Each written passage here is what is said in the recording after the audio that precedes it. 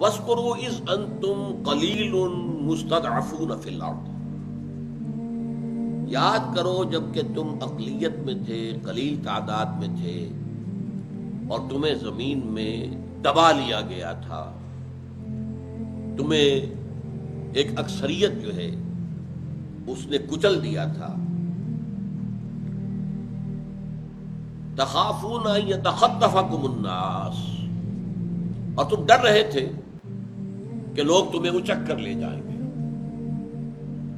پہلے تو یہ سمجھیے کہ جو تعویل خاص ہے، جب یہ آیات نازل ہوئی اس وقت اس کا کیا مفہوم سمجھا گیا، اس کانٹیکسٹ میں یہاں خاص طور پر مہاجرین مکہ جو ہے وہ مخاطب ہیں۔ وَاذْكُرُوا إِذْ أَنْتُمْ قَلِيلٌ، تم مکے میں اقلیت میں تھے، تھوڑے تھے، تمہاری تعداد کم تھی۔ مستضعفون فی الارض، ضعف کہتے کمزوری کو، استعضاف باب استعفال پر ہوگا، کمزور کر لینا، کسی کو دبا دینا۔ مستضعف جسے دبا دیا گیا ہو، تو تم مستضعف تھے، تم دبے ہوئے تھے، پس رہے تھے، کفار تمہیں ستا رہے تھے، ٹارچر کر رہے تھے، ایذائیں دے رہے تھے۔ وَاذْكُرُوا إِذْ أَنْتُمْ قَلِيلٌ مُسْتَضْعَفُونَ فِي الْأَرْضِ، یہاں فی الارض سے مراد مکے کی سرزمین۔ تخافون ان یتخطفکم الناس، اور تمہیں اندیشہ تھا کہ لوگ تمہیں اچک کر لے جائیں گے، کسی وقت کسی کو قتل کر دیا جائے گا، کسی وقت اس کے گھر سے لے کر نکل جائیں گے لوگ اور اسے کہیں جا کر قتل کر دیں گے، کسی وقت اندیشہ تھا۔ اس لیے کہ مسلمانوں کو تو اجازت ہی نہیں تھی ہاتھ اٹھانے کی، جو بھی کوئی اقدام کرتا اس کے راستے میں کوئی رکاوٹ تھی نہیں۔ تو یہ تین الفاظ نوٹ کیجئے، اذ انتم قلیل، نمبر ایک تم کم تھے، تعداد میں کم تھے۔ مستضعفون فی الارض، سرزمین مکہ میں تمہیں دبا دیا گیا تھا، تم پر مسلط ہو گئے تھے کفار، چھائے ہوئے تھے۔ تخافون ان یتخطفکم الناس، اور تمہیں اندیشہ تھا کہ لوگ تمہیں اچک کر لے جائیں گے۔ اب اللہ نے کیا کیا؟ پھر تین الفاظ، فآواکم، اللہ نے تمہیں پناہ دی۔ مراد کیا ہے؟ ہجرت کر کے تم مدینے میں آ گئے، یہاں تمہیں پناہ مل گئی، یہاں کے رہنے والے اب تمہارے مددگار ہیں، انصار ہیں۔ وَأَيَّدَكُمْ بِنَصْرِهِ، اور تمہاری مدد کی اپنی نصرت کے ساتھ۔ غزوہ بدر سے پہلے جو میں نے بتایا کہ 8 مہمات تھیں جن میں کسی مسلمان کا کوئی نقصان نہیں ہوا، اللہ کی نصرت شامل حال رہی۔ وَرَزَقَكُم مِّنَ الطَّيِّبَاتِ، اور تمہیں بہترین اور پاکیزہ رزق عطا کیا، لَعَلَّكُمْ تَشْكُرُونَ، تاکہ تم شکر کرو۔ تو جہاں تک تو اس وقت کے مہاجرین کی کیفیت تھی، اس کے اوپر تو یہ آیت 100% جیسے کہ ہے، کیونکہ نازل ہی ہوئی ہے اس پس منظر میں منطبق ہو رہی۔ اب آئیے پاکستان، ہندوستان میں ہمارا حال کیا تھا؟ ہم اقلیت میں تھے، اذ انتم قلیل۔ نمبر 2، مستضعفون فی الارض، ہم اپنے ہی علاقوں میں ہندویت سے دبے ہوئے تھے،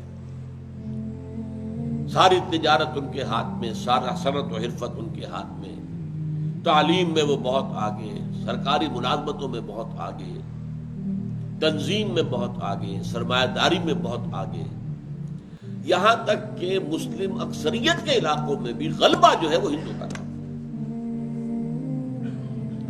ہندو تمدن کا اتنا اثر پنجاب میں تھا کہ گائے کا گوشت کا لفظ استعمال نہیں کرتا تھا مسلمان، بڑا گوشت، بڑا گوشت، گائے کا گوشت کبھی نہیں کہتا تھا۔ ہندو کا خوف، ہندو انوائے نہ ہو جائے، اور یہاں مسلمان بہت کم کھاتے تھے گائے کا گوشت، جبکہ یو پی میں اصل کھانے کا گوشت گائے کا تھا۔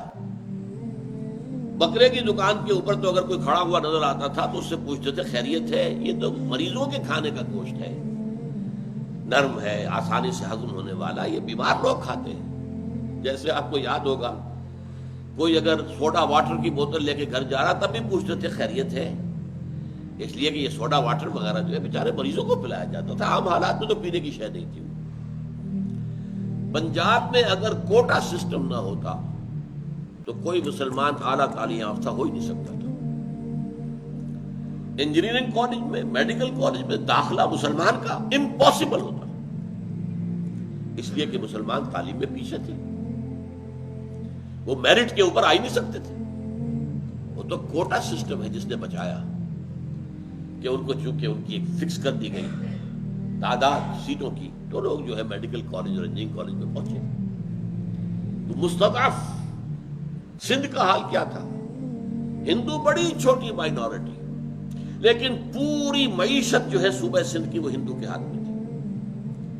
یہاں تک کہ جی ایم سید جو بعد میں جو ہے اینٹی پاکستان بھی ہوا، اس وقت وہ مسلم لیگ کا بڑا ایک مخلص رہنما تھا، اور اس نے درخواست کی تھی کہ یو پی سی پی کے مسلمان یہاں آئیں. وہ تجارت جو ہے ان کو گر آتے ہیں، وہ وہاں انہوں نے سیکھے ہوئے ہیں تجارت کے گر، وہ آئیں اور ہمیں ان ہندو بنیے ہیں ان کی غلامی سے نجات دلائیں. یہ اس کی اپیل تھی 1943 میں کہ یہاں آئیں، ہجرت کر کے آئیں. اور واقعتاً جب ہجرت کر کے لوگ آئے تو انہوں نے کھلے ہاتھوں استقبال کیا. تو بعد میں وہ ایک لمبی بحث ہے، میری کتاب ہے استحکام پاکستان اور مسئلہ سندھ، جس میں میں نے گفتگو کی ہے ان معاملات پر. حالات کیوں بگڑے، پھر دشمنی کیوں ہو گئی، وہ تو ہمارا اپنا غلط طرز عمل تھا.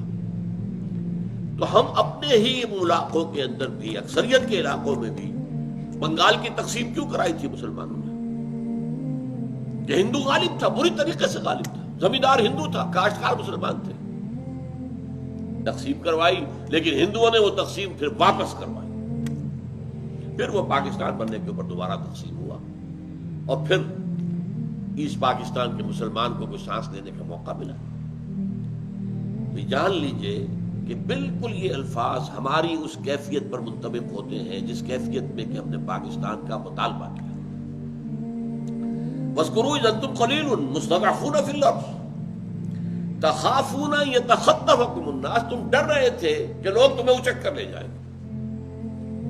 بعین ہی یہ پوزیشن تھی کہ اندیشہ یہ ہو رہا تھا کہ اگر پاکستان، ہندوستان ون پیس آزاد ہو گیا، متحد ہندوستان، تو پھر تو ہندو بری طریقے سے ہمیں اچک لے گا، ہمیں ایکسپلائٹ کرے گا، ہمیں دبائے گا، ہماری ثقافت ختم کر دے گا، ہماری زبان ختم کر دے گا، ہمارا مذہب ختم کرے گا. اس لیے کہ شدھی کی تحریک شروع ہو چکی تھی بڑے پیمانے کے اوپر. یہ میوات کے علاقے میں ہندو مسلمان ہو رہے تھے. یہ خطرہ تھا در حقیقت کہ اگر اکھنڈ بھارت کی حیثیت سے ہندوستان آزاد ہوتا ہے تو ہندو اکثریت، ہندوؤں کے وسائل و ذرائع، ہندوؤں کے پاس جو دولت تھی، جو وہ صنعت و حرفت اور تجارت پر جس طرح وہ قابض تھے، وہ تو پھر ہمارا جینا محال کر دیں گے. تخافونا، یہ خوف تھا تمہیں، ان یتخطفکم الناس، کہ لوگ تمہیں اچک لے جائیں. اس پوزیشن میں تحریک پاکستان چلی.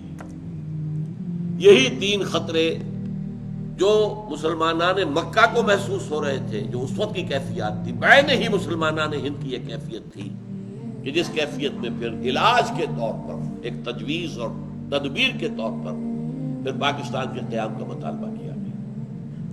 اللہ نے، اب دیکھیے 3 الفاظ، اللہ نے تمہیں پناہ دی. پاکستان میں ہمیں پناہ ملی کہ نہیں ملی؟ بہار کے لوگ مشرقی پاکستان میں پناہ گزین ہوئے یا نہیں ہوئے؟ یہاں کے عام پنجابی جو ہے، خاص طور پر جانگلی، پناہ گیر، پناہ گیر، یہ پناہی تھی جو ہم نے لی تھی آ کر. فآواکم، اللہ نے تمہیں پناہ دی. وَأَيَّدَكُم بِنَصْرِهِ، اور تمہاری مدد کی اپنی نصرت کے ساتھ. اس کا پس منظر کاش کہ آپ کو معلوم ہو. ماؤنٹ بیٹن اور کانگریس سازش یہ تھی کہ چند مہینوں کے اندر اندر پاکستان بیٹھ جائے. توقع تھی انہیں. پاکستان وائبل ہے ہی نہیں، چل ہی نہیں سکتا. ہمارے حصے کے جو پیسے تھے، جو فنڈز تھے، روک لیے گئے. پاکستان میں قائد اعظم کے پاس سرکاری ملازم جو مرکزی حکومت کے تھے، ان کے پاس دینے کے لیے تنخواہ کا 1 پیسہ نہیں تھا. وہ تو پھر آدم جی، بڑا آدم جی جو تھا، he came to the rescue, اس نے آ کر چیک بک سامنے رکھ دی ہے قائد اعظم کے، جتنی رقم آپ چاہیں لکھ لیں، آدم جی کے اس پیسے سے مرکزی حکومت کے ملازمین کو تنخواہ دی گئی پاکستان۔ فوج کا ہمارا ساز و سامان روک لیا، سپاہی چلے جائیں، ٹینک نہیں جائیں گے، اسلحہ نہیں جائے گا۔ اور پھر جو ایکسوڈس جس طرح زبردستی کیا گیا، مغربی پاکستان سے ہندو کو نکالا نہیں گیا، یہ ضرور ہے، بعض جگہوں کے اوپر ان کا قتل عام ہوا ہے، جیسے کہ خبریں آ رہی تھیں، جیسے بہار میں ہو چکا تھا، تو اس کا رد عمل تو تھا، لیکن یہ ہے کہ وہ وحشیانہ قسم کے معاملہ جو کہ مشرقی پنجاب میں ہوا ہے، اس کا کوئی تصور نہیں، مسلمان وہ کام کر نہیں سکتا۔ اور پھر یہ کہ انہیں زبردستی نہیں نکالا گیا یہاں سے، مشرقی پنجاب سے تو نکالا گیا، زبردستی نکالا گیا، اس لیے کہ یہ جا کر اتنا بڑا بوجھ بن جائیں گے پاکستان کی معیشت پر، پاکستان بیٹھ جائے گا۔ اللہ نے مدد کی، نصرت کی، مشرقی یہ ہمارے کشمیر میں سے بھی کچھ لوگ اٹھ کھڑے ہوئے، کچھ حصہ تو کم سے کم پاکستان میں شامل کر لیا انہوں نے، بلتستان تو آ گیا، گلگت تو آ گیا، آزاد کشمیر تو آ گیا۔ یہ ہے اللہ تعالی کی تائید۔ فآواکم، اس نے تمہیں پناہ دی، وأیدکم بنصرہ، اور تمہاری مدد کی اپنی نصرت سے، ورزقکم من الطیبات، اور تمہیں پاکیزہ چیزوں کا رزق عطا کیا، جیسے مدینے میں آ کر کھجوروں کی بہتات تھی، انگوروں کی بہتات تھی۔ اللہ تعالیٰ نے پھر ظاہر بات ہے کہ جو مہاجر آئے وہ بھی اس سے مستفید ہوئے۔ اسی طرح پاکستان کے چند پہلے سالوں میں جس قدر کراپس جو ہیں، جس قدر عمدہ ہوئی ہے، اس کا آج شاید آپ کو تصور نہ ہو، بھرپور کراپس۔ اللہ تعالیٰ نے ہماری مدد کے لیے رزق کا سامان بھی کیا، لعلکم تشکرون، تاکہ تم شکر کرو۔ یہ ہے جہاں ہم آ کر فیل ہو گئے، ہم نے یہاں کی نعمتوں کو سمجھا بس یہ اب یہ خان نعمت ہے، ہم نے عیش کرنے، ہندوؤں کی چھوڑی ہوئی جائیدادوں کے اوپر بھوکے کتوں کی طرح ٹوٹ کر گرے، جھوٹ بول کر، جھوٹے حلف اٹھا کر، اور انہوں نے جائیدادوں پر قبضے کیے۔ پھر جس طرح کا معاملہ رہا ہے، سیاسی دھما چوکڑی، وہ وعدہ اللہ سے جو کیا تھا کہ ہمیں انگریز اور ہندو کی دوہری غلامی سے نجات دے، ہم تیرے دین کا بول بالا کریں گے، وہ کہاں گیا؟ شکر تو یہ تھا کہ ہم پھر اللہ کے دین کو نافذ کرتے، قائم کرتے، وہ نظام عدل و قسط جو ہے، دین قیم، دین حق، اس کو یہاں نافذ کرتے، وہ احکام شریعت جو اللہ نے دیے ہیں، جن سے بہتر قوانین ممکن نہیں ہے، ان کو نافذ کرتے، گاڈ گیون لاز، اللہ کے دیے ہوئے قوانین، اس سے بہتر کون ہو سکتا ہے قانون ساز؟ وہ عقل کل جس نے یہ قوانین ہمیں دیے، لیکن نہیں۔ Here we have failed badly. Pakistan is a failed state at this time. عام طور پر دنیا میں یہ لفظ استعمال ہوتا ہے مالی اعتبار سے failed state، جس کا خطرہ تھا پاکستان کے لیے، اور لوگوں میں کہا جا رہا تھا۔ موجودہ حکومت نے یہ ہے کہ جو بھی کچھ کیا ہے اور باتیں جتنی بھی ہیں، اس کیفیت سے ذرا نکالا ہے پاکستان کو، اب وہ معاشی اعتبار سے فیل سٹیٹ نہیں ہے، لیکن فیل سٹیٹ ہے اس اعتبار سے کس کام کے لیے قائم کیا تھا، وہ کام تھا۔ میں اس پر تقریر مفصل کر چکا ہوں، پھر وہ تقریر لفظ بلفظ شائع بھی ہو چکی ہے مانامہ میثاق کے شمارے میں۔ اب میں تفصیل میں نہیں جانا چاہتا کہ کس قدر ہمارا مستقبل اس وقت کن کن خدشات سے، کن کن خطرات سے دو چار ہے۔ اس آیت کو ذرا حرز جان بنا لیجئے۔ وَاذْكُرُوا إِذْ أَنْتُمْ قَلِيلٌ مُسْتَضْعَفُونَ فِي الْأَرْضِ تَخَافُونَ أَنْ يَتَخَطَّفَكُمُ النَّاسُ فَآوَاكُمْ وَأَيَّدَكُمْ بِنَصْرِهِ وَرَزَقَكُمْ مِنَ الطَّيِّبَاتِ لَعَلَّكُمْ تَشْكُرُونَ۔